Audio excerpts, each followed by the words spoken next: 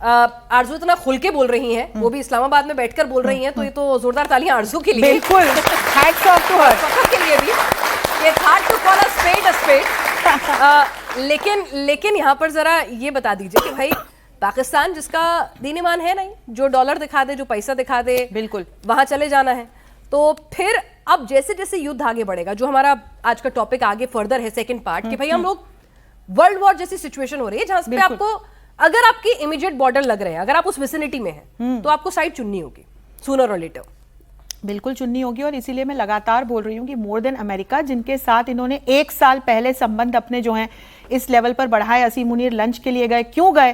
क्योंकि तब भी अमेरिका और ईरान इंगेज्ड थे और ट्रंप ये चाहते थे कि पाकिस्तान या वाया पाकिस्तान चीन किसी प्रकार की रसद या मदद ईरान तक ना पहुंचा दे।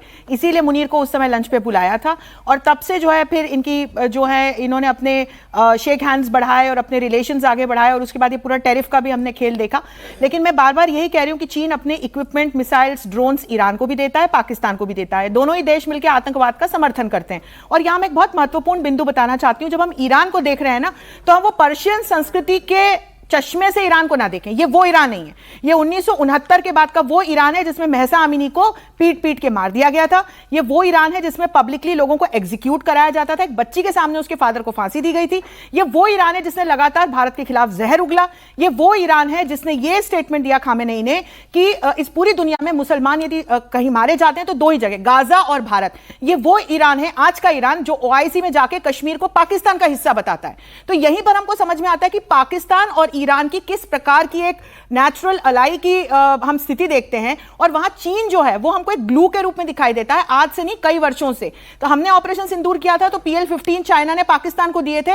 वो इसी तरह से चीन ना अपने सारे जो इक्विपमेंट हैं उनको टेस्ट करता रहता है, जो कि फ्लॉप हो गए। ईरान को भी बहुत बड़ी रसद जो है युद्ध के जस्ट पहले 20 से 25 कार्गो जो है चाइनीज, वो ईरान पहुंचे हुए थे। तो ये वो एक ऐसा कारण है पिनाज, आतंकवादी संगठनों का एक कॉमन एंगल, प्रॉक्सीज को सपोर्ट करना, चाइना का जो एक एंगल आ जाता है। जब चुनने की बारी आएगी तो जैसा कि मुझे लगता है पाकिस्तान ईरान को चुनेगा और ईरान पाकिस्तान को चुनेगा।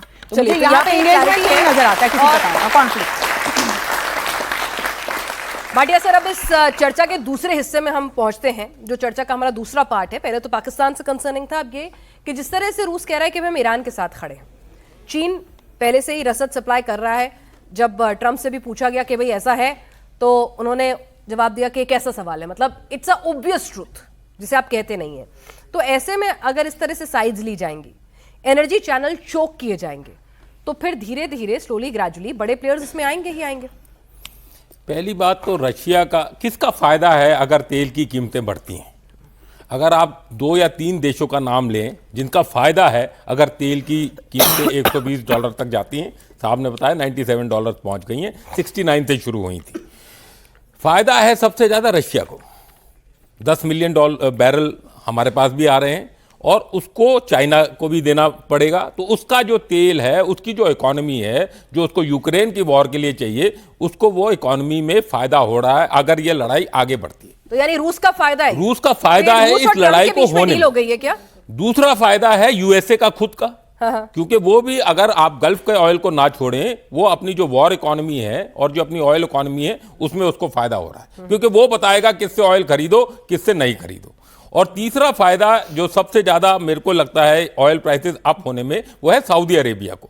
उसकी पाइपलाइन बिछी हुई है ग्राउंड लेवल पे, 760 किलोमीटर की पाइपलाइन उसकी रेड सी तक जा रही है, और वो अपने ऑयल को डाइवर्ट करेगा ताकि स्ट्रेट ऑफ हॉर्मुज की जो प्रॉब्लम है वो उसको ना मिले।